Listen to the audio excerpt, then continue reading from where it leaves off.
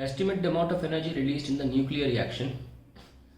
Deuterium का add किया, helium बना 3 वाला और एक न्यूट्रॉन निकल गया।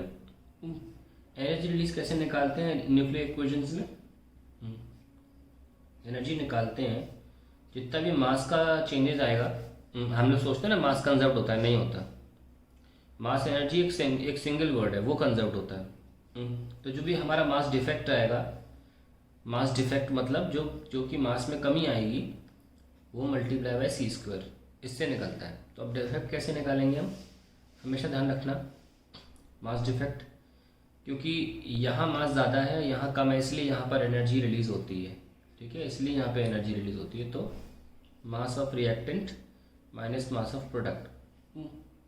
तो देखो यहाँ पे दोनों ड्यूटेरियम है, तो मास दे रखा है 2 times of 2.0141 minus mass of 3 helium वाला ये दे रखा है 3.0160 प्लस 1.0087।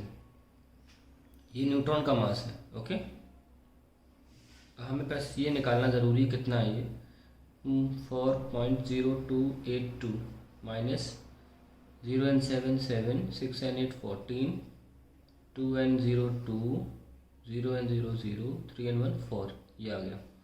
तो आप देख सकते हैं 0282 है, 0247 है।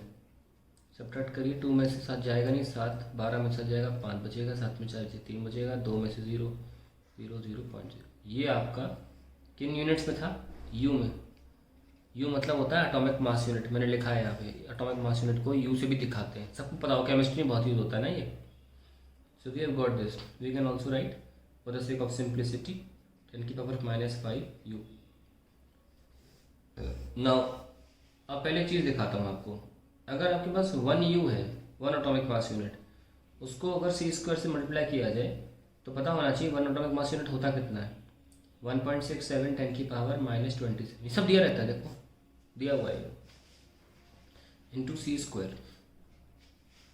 तो c² क्या होता है? देखो 1.67 10⁻⁻27 इंटू लाइट की स्पीड का स्क्वायर क्या हुआ? 3 10⁸ होती है ना, लो भाई 60, ये आ गया।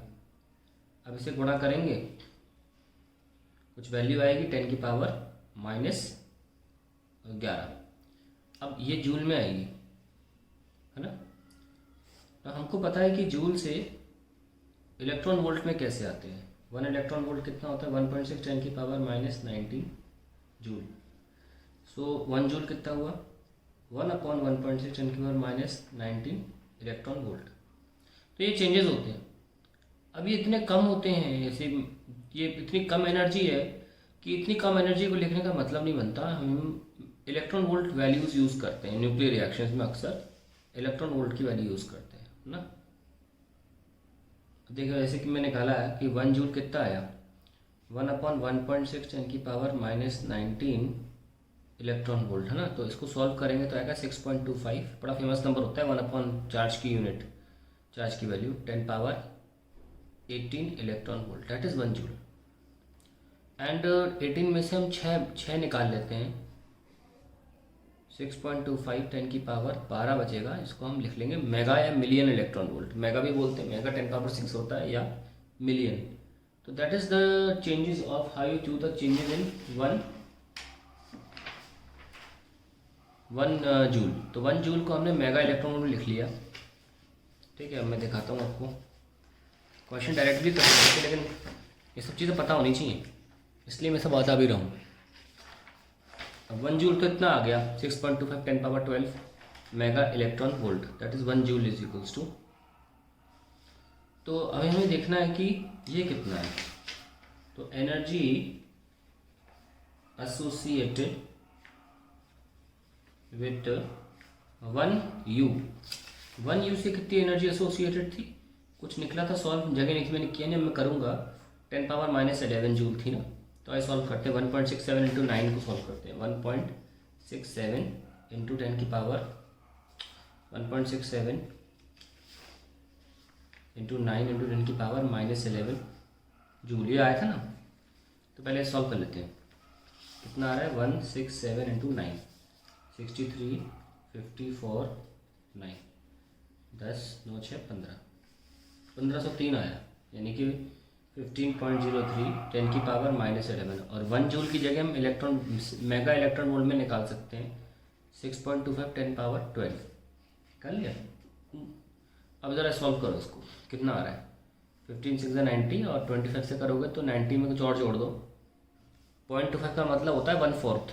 15 6 90, 15 का 1/4 क्या होगा 3.75, तो 93.75 10 की पावर 1 बच रहा है। कितना आया 937.5 मेगा इलेक्ट्रॉन वोल्ट। यानी कि एक एटॉमिक मास यूनिट से मेगा इलेक्ट्रॉन वोल्ट में इतनी एनर्जी निकलती है। ये उन्होंने डायरेक्टली दिया हुआ था, हमको डायरेक्टली दिया था, ठीक है ना। तो अगर हमें क्वेश्चन सॉल्व करना होता है तो हम क्या करते हैं, हम सबसे पहले सिर्फ ये निकालते हैं 35 10 पावर -4 u। हमें सिर्फ u निकालना होता है, कितना डेल्टा मास चेंज आया है वो हमने निकाल लिया। वो तो हमें करना पड़ेगा, ये स्टेप तो करना पड़ेगा, डेल्टा एम निकालने वाला। बस इसके बाद नहीं करना पड़ता कुछ भी। 10 पावर -4 u आया। अब यूनिटरी मेथड करना पड़ता है कि 1 u से एनर्जी निकलती है 931.5। ये देखो दे रखा है, 100.5 भी नहीं दिया, 931 दिया है। तो 35 इंटू 10 पावर -u से कितनी निकलेगी 931 इंटू 35 10 की power -4। That's it, that is the end of solution. तो ये आपको ना करना पड़े, इसीलिए डायरेक्ट कन्वर्जन दिया रहता है। पर ये कन्वर्जन आता कैसे, यही मैंने कराया है कि 1 u को लेकर पहले आप जूल में एनर्जी निकाल ली। फिर मैंने आपको चेंजेस बताया कि जूल से इलेक्ट्रॉन वोल्ट में कैसे आना है, वो मैंने बताया कि जूल से इलेक्ट्रॉन वोल्ट में ऐसे आना है। फिर मैंने मेगा इलेक्ट्रॉन वोल्ट बता दिया आपको ऐसे आना है। अब उसके बाद मैंने आपको इस एनर्जी में जूल की जगह पर मेगा इलेक्ट्रॉन वोल्ट में रख के दिखाया। तो ये आंसर आ गया ना। आप देख रहे होगे सर ये तो अलग आ रहा है। अलग नहीं आ रहा है, 1.67 नहीं होता एग्जैक्टली 1.665 होता है। अगर आप वो यूज़ करोगे 931 आ जाएगा, ठीक है। हम तो राउंड ऑफ लेके 1.67 बचपन से करते आ रहे हैं। मास ऑफ वन क्या कहते हैं उसे 1.67, जैसे यहाँ लिखा हुआ है 1.67 यानी AMU। जो AMU होता है ना वो 1.665 होता है। आप 1.665 ले लो, आपको ये 931 आ जाएगा। No that is the whole story. So इसमें कंक्लूजन फॉर्म में लिख लेते हैं कि 1 इलेक्ट्रॉन वोल्ट होता है 1.6 10 की पावर -19 जूल, और उल्टा करना हो तो 1 जूल होता है 6.25 10 की पावर 18 इलेक्ट्रॉन वोल्ट, और 1 जूल ये भी हो सकता है 6.25 10 की power 12 million electron volt. This are very important equations. And 1 atomic mass unit अगर गायब कर दोगे तो कितनी एनर्जी, E बराबर mc² के हिसाब से अगर आप 1 एटॉमिक मास यूनिट गायब कर दोगे तो कितनी एनर्जी लिबरेट होगी 931 मिलियन इलेक्ट्रॉन वोल्ट। और अगर आपको इलेक्ट्रॉन वोल्ट जैसे कि ये दे रखा है तो एक AMU गायब करने पर इतनी एनर्जी निकलती है, ठीक है। अब सोचो आप अगर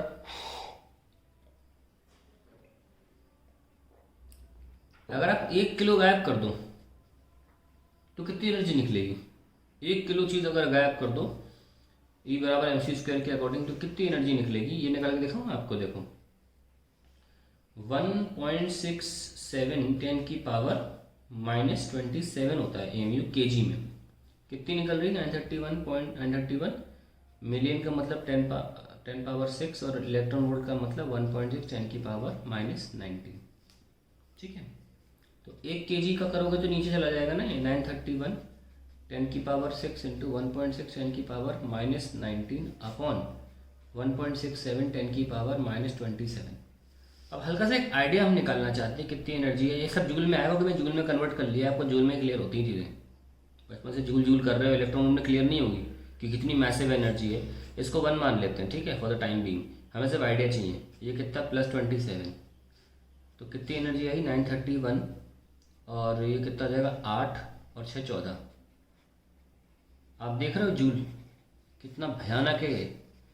1 kg का अगर आप मास गायब कर दो तो एनर्जी देख लो कितनी भयानक एनर्जी है। और अगर आप इमेजिन करो ज़रा कितनी भयानक एनर्जी है। इसको गीगा भी नहीं लिख सकते हम। गीगा 10 पावर 9 होता है, यानी कि कितना है। अगर इसको भी हम ऑर्डर मान लें 9.31, ये लो 16, तो ये अप्रॉक्स 10 पावर 16 जूल के ऑर्डर का है। Can you imagine? See just the enormous of the value और अगर हम उसको गीगा में कन्वर्ट करें 10 पावर 7 गीगा जूल, गीगा 9 होता है, 9 छीन लिया, ओ हो गीगा जूल। अब देखना 10 पावर 7 गीगा जूल है, हम इसको पावर में कन्वर्ट करते हैं, सेकंड से डिवाइड कर दिया तो ये क्या हो गया, वॉट हो गया ना, 10 पावर 7 गीगा वॉट। आपको पता है देश चल जाते हैं मेगावाट्स पे, पूरी पूरी कंट्री मेगावाट एनर्जी पे चल जाती है, चल जाती है। आप जाके विकीपीडिया पे देखना कि इंडिया की पावर कंजम्पशन कितनी है, मेगावाट्स में होती है, गीगा छोड़ दो। 1 किलो गायब होने से, अब सुनना, हिरोशिमा नागासाकी पे जो बॉम्ब गिरा था वो 995 ग्राम्स का था, यानी कि अप्रॉक्सीमेटली 1 किलो। Now you know what is the massiveness of the nuclear energy, इसीलिए वहाँ से तबाही हुई थी। इतना भयानक होता है E बराबर mc², से आप देखते हो ना, इतना खतरनाक एनर्जी रिलीज होता है सिर्फ 1 किलो गायब करने से। दैट इज़, इसलिए मैंने इतना बढ़ाया है इस क्वेश्चन को। क्वेश्चन तो बड़ा सिंपल था, लेकिन हमें कुछ नया सीखते रहना चाहिए, इसलिए हमने आपको बताया। तो क्वेश्चन तो ख़त्म हो गया था, यहाँ 35 निकालती, 10 पावर माइनस से मैं ऐसे ही चला जाता करके सॉल्व, तो आपको क्या समझ में आता, मज़ा ही नहीं आता क्वेश्चन में। लेकिन अब इनॉर्मेसी देखिए, आप इसकी इनॉर्मिटी देखिए कि 1 किलो गायब करोगे तो ऐसी एनर्जी निकलेगी सालों इंडिया चल जाएगा, अगर ऐसी एनर्जी निकल जाएगा। फिर दोबारा, इसलिए न्यूक्लियर एनर्जी से बड़ी बड़ी डेवलप्ड कंट्री अपनी बिजली बनाती हैं।